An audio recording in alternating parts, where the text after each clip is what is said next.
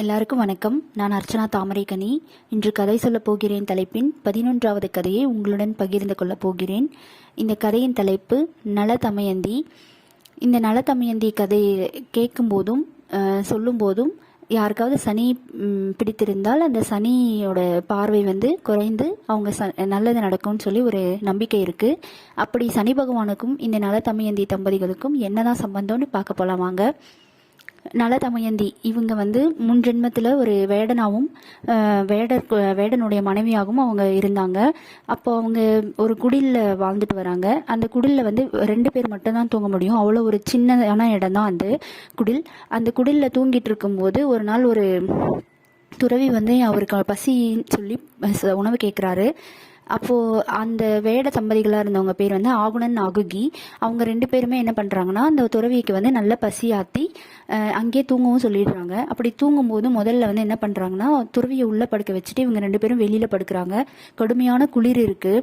கணவன் என்ன சொல்கிறாருன்னா மனைவியை 2 பேர் உள்ளே தூங்கலாம் இல்லையா, நீ ஒரு ஓரமாக போய் உள்ளே படுத்துக்கோமா அப்படின்னு சொல்லிட்டு ஆகுகியை உள்ளே அனுப்பிச்சி விட்டுறாரு. அப்படி அனுப்பும்போது ஆகுணன் மட்டும் வெளியே தூங்குறாரு, அதாவது அந்த வேடன் வெளியே தூங்குறாரு. அப்படி தூங்கும்போது அந்த முனிவர் நினைக்கிறாரு தன் மனைவி மீது எவ்வளோ நம்பிக்கை இருந்தால் ஒரு ஆண் உள்ளே இருக்காருன்னு தெரிஞ்சும் இவங்க இப்படி படுக்க வைக்கிறாருன்னு சொல்லிட்டு பெருமைப்படுறாரு. அதே மாதிரி தன் மீதும் நம்பிக்கை இருக்கிறனால தானே இப்படி உள்ள அனுப்பியிருக்காரு அப்படின்னு சொல்லி பெருமைப்பட்டுக்கிறாரு. மனைவி எந்த ஒரு சஞ்சலமும் இல்லாமல் அவங்களும் தூங்குறாங்க. ஏன்னா அவங்களுக்கு கணவன் மேலேயும் நம்பிக்கை இருக்குது, அந்த துறவி மேலேயும் நம்பிக்கை இருக்குது. இப்படி தூங்கிட்டு இருக்கும்போது காலையில் எந்திரிச்சு பார்க்கும்போது என்ன ஆகுதுன்னா ஆகுணன் இருக்காருல்ல வேடன், அவர் ஒரு கடுமையான ஒரு மிருகத்தால் கொல்லப்பட்டுறாரு. அதை பார்த்த அதிர்ச்சியில் அவங்க மனைவி ஆகுகி அந்த இடத்துல தன்னுடைய உயிரை விட்டுறாங்க. இப்படி நடந்துருச்சு அப்படின்னு சொல்லி துறவி ரொம்ப வருத்தப்படுறாரு. அப்புறம் கொஞ்ச நாளுக்கு அப்புறம் இந்த 2 ஜோடியுமே அதாவது இந்த 2 பேருமே ஒரு ஜோடிகளாக எப்படி அடுத்த பிறவியில் மாறுறாங்கன்றதை பார்க்கலாமாங்க. அடுத்த பிறவி வருது. அந்த அடுத்த பிறவியில் இந்த ஆகுணன் இருக்காருல்ல வேடன், அவர் நலன் என்ற ஒரு இளவரசனாக பிறக்கிறாரு. அவர் நிடத நாட்டு மன்னனுடைய மகனாக பிறக்கிறாரு. அதே மாதிரி இவங்க இருக்காங்கல்ல ஆகுகி, அவங்க தமயந்தியாக பிறக்கிறாங்க. அவங்க விதர்ப்ப நாட்டு வீமன்றவரோட மகளாக பிறக்கிறாங்க. இந்த முனிவர் இருந்தார் இல்லையா, அவர் ஒரு அன்னப்பறவையாக பிறக்கிறாரு. நலனும் தமயந்தியும் சின்னவங்களா இருந்து வளர்றாங்க. பெரியவங்களா வளர்ந்ததுக்கப்புறம் அந்த அன்னப்பறவையாக உருவெடுத்து அவர் பிறந்தார் இல்லையா துறவி, அவர் நலன் ஒரு நாள் நடந்து போயிட்டு இருக்கும்போது நலனை கூப்பிட்டு என்ன இந்த அன்னப்பறவை பேசுது அப்படின்னு யோசிக்கும் போது அவர் சொல்கிறாரு, துறவியா நீ உன்னுடைய நாட்டுக்கு உனக்கும் தகுந்த ஒரு பெண் இருக்கா, அவள் தான் அந்த இளவரசி.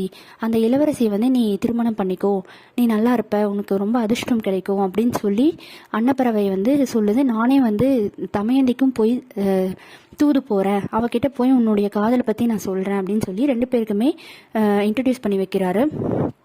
நலனுக்கும் அந்த அன்னப்பறவை தமயந்தியோட அழகை சொன்ன உடனே ரொம்ப பிடிச்சிருது. அதே மாதிரி தமயந்திக்கும் அன்னப்பறவை தூது போகும்போது நலனை பார்க்காமலே விரும்ப ஆரம்பிச்சிடுறாங்க. அவர் இப்படி தான் இருப்பாருன்னு ஒரு இமேஜினேஷன்லேயே அவங்க நலன் இப்படி தான் இருப்பாருன்ட்டு கணிச்சு வச்சுருக்காங்க. இப்படியே போயிட்டுருக்கு. ஒரு நாள் வீமன் என்ன பண்ணுறாருன்னா தன்னுடைய மகளுக்காக சுயம்வரம் நடத்த போகிறாரு.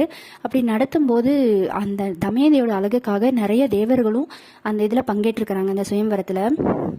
அப்படி பங்கேற்கும் போது என்னாச்சுன்னா எல்லாருக்குமே தெரியும் தமயந்திக்கு நலன் மேலே காதல் இருக்குன்ட்டு. அதனால் எல்லாருமே என்ன பண்ணுறாங்கன்னா தேவர்கள் தானே, அவங்க உருவம் மாற முடியும். அதனால் எல்லாருமே நலன் மாதிரியே உருவம் மாறிடுறாங்க. கிட்டத்தட்ட 6 பேர் அதில் நலன் மாதிரியே உருவம் மாறி இருக்கிறாங்க. அப்படி பார்த்த உடனே தமயந்திக்கு ஒரே குழப்பமாயிடுது, என்ன எல்லாருமே ஒரே மாதிரி இருக்கிறாங்க, எப்படி நம்ம அடையாளம் கண்டுபிடிக்கிறதுன்ட்டு. அப்போ இவளுக்கு தமயந்திக்கு ஒரு நல்ல அறிவு இருக்குது. அவங்க என்ன பண்ணுறாங்கன்னா யோசிச்சு பார்க்குறாங்க. தேவர்களுக்கு என்னன்னா கண் சிமிட்ட முடியாது, சிமிட்ட மாட்டாங்களாம், அவங்க அப்படியே பார்ப்பாங்களாம். அதை வச்சு அவங்க கண்டுபிடிச்சிடுறாங்க. 6 பேர் ஒரே மாதிரி இருந்தாங்க இல்லையா, அதில் 5 பேர் கண் சிமிட்டவே இல்லை. ஒரே ஒருத்தர் மட்டும்தான் கண் சிமிட்டினாரு. அவர் தான் கண்டிப்பாக நலனாக இருக்க முடியும். ஏன்னா அவர் தான் ஒரு மனிதர் குலத்தில் இருந்தவர். மற்ற எல்லாருமே தேவர்கள்னு அவர் அந்த தமயந்தி கண்டுபிடிச்சிடுவாங்க. கண்டுபிடிச்சிட்டு அவருக்கு மாலையை போட்டு தன்னுடைய கணவனாக ஏற்றுப்பாங்க. இந்த 5 பேர் இருந்தாங்க இல்லையா, அந்த 5 பேரில் ஒருத்தர் வந்து சனி பகவான். அவரும் ரொம்ப விருப்பப்பட்டார் தமயந்தியை கல்யாணம் பண்ணிக்கிறதுக்காக. இப்படி தமயந்தி வந்து கிடைக்காம போயிட்டாங்களேன்ற கோபமும், அந்த கோபம் வந்து நலன் மேலே அவருக்கு கொஞ்சம் வந்துடுது. தமயந்தி கிடைக்கல, இந்த மாதிரி சுயம்வரத்தை நம்ம ஒரு அவமானப்பட்டுட்டோம் அப்படின்னு அந்த கோவத்தை வந்து எப்பயாவது எனக்கு ஒரு சான்ஸ் கிடைக்கும் போது நான் தீர்த்துக்கிறேன் அப்படின்னு அவர் நினச்சிக்கிறாரு சனி பகவான். இப்படியே கொஞ்ச நாள் போகுது. இப்போ இவங்க 2 பேருமே தம்பதிகள் ஆயிட்டு நல்ல ஒரு எப்படி சொல்றதுன்னா, ராஜாவா அவருக்கும் பட்டத்தை கொடுத்துட்றாங்க நலனுக்கும். அவர் இளவரசனாக தானே இருந்தார். அவர் கல்யாணம் ஆனவுடனே அவர் மன்னன் ஆயிடுறாரு. மன்னன் ஆயிட்டு நல்லா அந்த நாட்டுக்கு நல்ல தொண்டுகள் செய்கிறாரு. நல்லா நாட்டுக்காக நல்ல கடுமையாக என்னென்ன திட்டங்கள் இருக்கோ அது எல்லாமே பண்ணுறாரு. அதனால வந்து அவர் கடமையில் தவறாமல் இருக்கிறனால சனி பகவானால் அவர் ஒன்றுமே பண்ண முடியல. ஆனால் என்னைக்கா ஒரு நாள் வரும், அன்னைக்கு நான் உன்னை பார்த்துக்கிறேன் அப்படின்னு சொல்லி அவர் நினச்சிட்டு இருக்காரு. இப்படியே போயிட்டுருக்கு. நலனும் தமயந்தியும் காதல் கல்யாணம் பண்ணிக்கிட்டதால அவங்களுக்கு அந்த காதலோட இதுவாக 2 குழந்தைகள் பிறக்கிறாங்க. ஒரு ஆண் ஒரு பெண். அவங்க அந்த ஆணோட பேர் என்னன்னா இந்திரசேனன், பெண்ணோட பேர் என்னன்னா இந்திரசேனை. இப்படி 2 குழந்தைங்கள். அவங்க ரொம்ப சந்தோஷமா இருக்காங்க. நாடும் நல்லா வளம் பெறுது, செல்வ செழிப்போட நல்லா இருக்காங்க. அப்போ ஒரு நாள் என்ன பண்ணுறாருன்னா, இதில் என்ன ஒன்றுனா, நம்மளுக்கு நேரம் நல்லா இருக்கும்போது நம்ம எந்த கெட்ட பழக்கம் இருந்தாலுமே அதில் மீண்டு வந்துடலாம். நேரம் இன்கேஸ் நம்மளுக்கு நல்லா இல்லை அப்படின்ற போது ஏதாவது ஒரு சின்ன கெட்ட பழக்கம் அது மூலமாக தான் நம்ம வந்து தோற்று போவோம் இல்லையா. அந்த மாதிரி நலனுக்கு வந்து ஒரு கெட்ட நேரம் வரதுக்கான டைம் வந்துடுச்சு. எப்படின்னா, அவர் ஒரு நாள் ஒரு கோவிலுக்கு போகிறாரு. கோவிலுக்கு போகும்போது காலை வந்து சரியாக கழுவாமல் போகிறாரு. அப்போ சனி பகவான் என்ன சொல்கிறாருன்னா, இந்த காலையே ஒழுங்காக இவனால் கழுவாமல் முடியல, அப்போ இவன் எப்படி ஒரு நாட்டை பார்த்துப்பான் அப்படின்னு சொல்லிட்டு அந்த காலின் அழுக்கு வழியாக உள்ளே போயிட்டு சனி பகவான் வந்து நலனை பிடிச்சிடுறாரு. நலனை பிடிச்சதுக்கப்புறம் கெட்ட நேரம் ஆரம்பிச்சிடுது. கெட்ட நேரம் ஆரம்பிக்கும் போது நலனுக்கு வந்து எல்லா ஒரு நல்ல பழக்கம் இருந்தாலும் ஒரே ஒரு கெட்ட பழக்கம் இருந்துச்சு. அது சூது விளையாடுறது. சூது விளையாடும் போது தன்னுடைய இப்போ இவர் மன்னனாக இருக்காரு, இவருக்கு ஒரு அமைச்சர் இருக்காரு. அந்த அமைச்சர்கிட்ட வந்து இவர் விளையாடும் போது அந்த சூது விளையாட்டு விளையாடும் போது என்ன ஆகுதுன்னா, அதில் வந்து அவர் தோற்றுறாரு. தோற்ற உடனே நாடு வந்து அவர் கைப்பற்றிடுறாரு. நாடு வந்து கைப்பற்றப்பட்ட மன்னர் அந்த அமைச்சரால் கைப்பற்றப்பட்டதுக்கப்புறம் இவரால் எப்படி நாட்டில் இருக்க முடியும், அதனால நாட்டை விட்டு வெளியேறாரு. நாட்டை விட்டு வெளியேறும்போது தமயந்தி சொல்கிறாங்க, நானும் உங்களோட வரேன் அப்படின்னு சொல்லிட்டு. நீ வந்தால் குழந்தைங்களை யார் பார்க்குறதுனே, குழந்தைங்களை வந்து என்னுடைய அம்மா வீட்டுக்கு அனுப்பிடலாம் அப்படின்னு சொல்லிட்டு ஒருத்தர் கூப்பிட்டு குழந்தைங்களை வந்து அமுச்சு விட்டுறாங்க அம்மா வீட்டுக்கு. நீ வேணாம், நீயும் அம்மா வீட்டுக்கு போன்னு சொல்கிறாரு நலன். ஆனால் பரவாயில்ல, நான் உங்களோட தான் இருப்பேன் அப்படின்னு சொல்லிட்டு அந்த காதலின் காரணமாக அவங்க கூடயே போகிறாங்க. அப்படி போகும்போது என்னென்னா, ஒரு காட்டுக்குள்ளே போயிடுறாங்க. பயங்கரமான பசி. தமயந்திக்கு வந்து மயக்கம் வந்துடுது. மயக்கம் வந்து கீழே விழும்போது என்ன பண்ணுறாருன்னா, நலன் வந்து அந்த தமயந்தியை விட்டுட்டு போயிடுறாரு. ஏன் விட்டுட்டு போகிறாருன்னா, அவங்க வந்து மயக்கம் தெளிஞ்சு எழுந்ததும் இப்போ கணவன் வந்து எங்கேயோ போயிட்டாருன்னு சொல்லிட்டு தன்னுடைய அப்பா வீட்டுக்கே போயிடுவாங்க அப்படின்னு சொல்லிட்டு விட்டுட்டு போயிடுறாரு. விட்டுட்டு போனது கொஞ்சம் நேரத்துக்கு அப்புறம் அவங்கள என்ன பண்ணுதுன்னா, அவங்க மயக்கத்தில் இருக்கும்போது ஒரு மலைப்பாம்பு வந்து அவங்கள சுற்றிக்குது. அப்படி சுற்றும் போது இவங்க என்னை காப்பாற்றுங்கன்னு கத்தும்போது ஒரு வேடன் வராரு. வேடன் வந்ததுக்கப்புறம் வேடன் வந்து அந்த மழைப்பாம்பு இது பண்ணிட்டு தமயந்தியை காப்பாற்றிடுறாரு. ஆனால் என்னென்னா, அந்த வேடனுக்கு வந்து தமயந்தி மேலே ஒரு ஆசை வந்துடுது. அப்புறம் அந்த வேடன் கிட்ட இருந்து அவர் அந்த தமயந்தி எப்படியோ தப்பிச்சு வேற ஒரு நாட்டுக்கு ஒரு பணிப்பெண் இதில் போயிருப்பாங்க. எங்கேயோ இருந்து வந்த வீமன், அதாவது தமயந்தியோட அப்பா வந்து அந்த நாட்டுக்கு வருவார். அப்படி இருக்கும்போது அந்த பணிப்பெண்ணா தன்னுடைய மகள் இருக்கிறத பார்த்து, ஏமா நீ எங்கே இருக்க, நீ வந்துருமா என் கூடயேன்னு சொல்லி கூட்டிகிட்டு வந்துடுறாரு. இப்போ அப்பாவோடையே போய் தமயந்தி சேர்ந்துடுறாங்க. அவங்க 2 குழந்தைகளும் தமயந்தியும் அப்பாவோட தான் இருக்கிறாங்க. இப்படியே கொஞ்ச நாள் போகுது. இப்போது காட்டு வழியாக போயிட்டு இருக்கும்போது என்னாகுன்னா, நலன் மட்டும் விட்டுட்டு போகிறாரு இல்லையா. நலன் வந்து என்ன ஆகுறாருன்னா, காட்டு வழியாக போயிட்டு இருக்கும்போது ஒரு தீப்பத்தி எரியுது. அங்கே வந்து என்னை காப்பாற்றுங்கன்னு ஒரு சத்தம் கேட்குது. அதில் வந்து ஒரு பாம்பு இருந்துச்சு. அந்த பாம்பு வந்து என்னை எப்படியாவது காப்பாற்றுங்க அப்படின்னு சொல்லி பேசும்போது இவருக்கு ஆச்சரியமாக இருந்தது. அந்த பாம்பை வந்து இவர் காப்பாற்றிடுறாரு தீயிலிருந்து. காப்பாற்றினோடனே அந்த பாம்போட பேர் என்னென்னா கார்கோடன். அந்த கார்கோடன் வந்து என்னை நீங்கள் காப்பாற்றினால அப்படின்னு சொல்லிட்டு அவரை கடிச்சிருது. கடிச்ச உடனே அவரோட நலனோட இளமை தோற்றெல்லாம் போய் ஒரு கூன் வந்து கிழவனாக மாறிடுறாரு. என்ன நான் உன்னை காப்பாற்ற தானே செஞ்சேன், ஏன் என்னை இப்படி பண்ணிட்டு அப்படின்னு கேட்கும்போது, நான் வந்து உனக்கு நல்லதான் செஞ்சுருக்கேன் நண்பா. நீ வந்து இப்போது முன்ன வந்து உன்னோட ஒரிஜினல் உருவத்தில் இருக்கும்போது நீ எங்கேயுமே போக முடியாது, உன் நாட்டுக்குள்ளே போய் உன்னால் இருக்க முடியாது, ஆனால் இந்த உருவத்தில் நீ போகலாம் இல்லை அப்படின்னு சொல்கிறாரு. ஆனால் இதை வச்சு நான் எப்படி வாழ முடியும், என்னுடைய வாழ்க்கை போயிடுச்சு அப்படின்னு சொல்லும்போது அவர் ஒரு உடை ஒன்று கொடுக்குறாரு.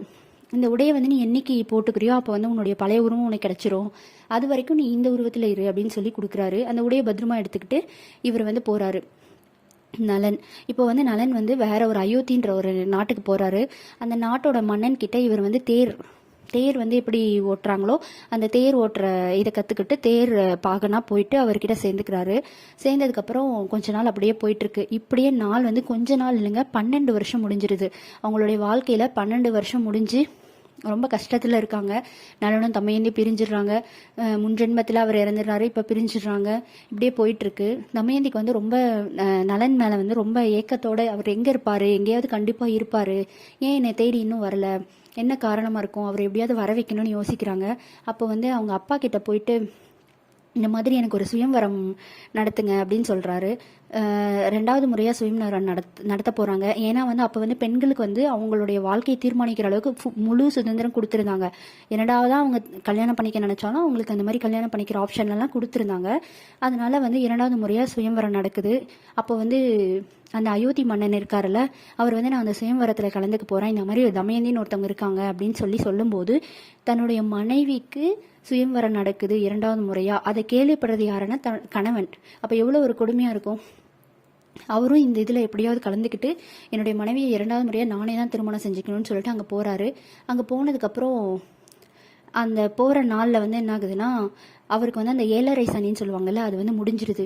அதனால் போன உடனே என்ன ஆகுதுன்னா அந்த 7.5 சனி அவரை விட்டு போயிடுது. அதனால் நல்ல பார்வை அவர் மேலே திரும்பி வந்துடுது. அதாவது நல்ல நேரம்னு சொல்லுவாங்களா, அது திரும்பி வந்துடுது. அப்படி வர்ற சமயத்தில் இவர் வந்து ஆல்ரெடி ஒரு அந்த கார்கோடன் கொடுத்த உடை இருக்கு இல்லையா, அதை போட்டுக்கிறாரு. அப்படி போட்ட உடனே அவருடைய பழைய உருவம் வந்துடுது.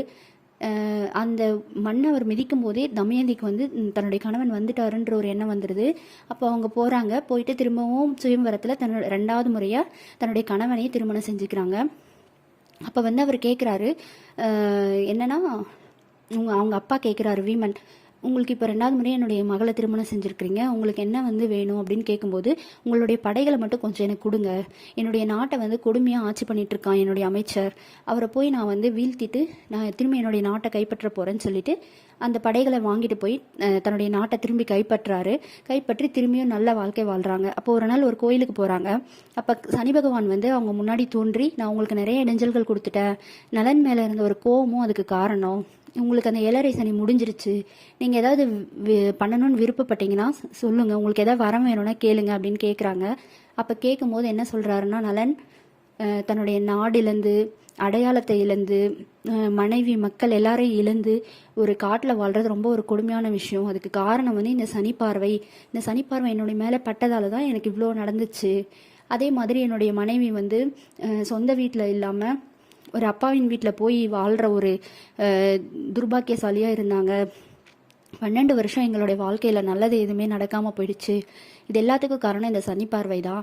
இந்த மாதிரி வந்து எந்த ஒரு பெண்ணுக்கோ இல்லை ஒருத்தருக்கு நாடு மக்கள் இந்த அடையாளத்தில் இழந்து வாழ்கிற மாதிரி ஒரு நிலைமை வந்து யாருக்காவது வந்ததுன்னா அவங்க வந்து எங்களுடைய கதைகளை கேட்கும் போதோ சொல்லும் போதோ அவங்களுக்கு இந்த மாதிரி சனி பார்வை இருந்ததுன்னா அது நீங்கிடணும், அது அந்த வரத்தை மட்டும் எங்களுக்கு கொடுங்கன்னு சொல்லி கேட்குறாரு. சனி பகவானும் அந்த வரத்தை அவங்களுக்கு கொடுக்குறாங்க. இதுதான் வந்து இந்த கதையோட சிறப்பு.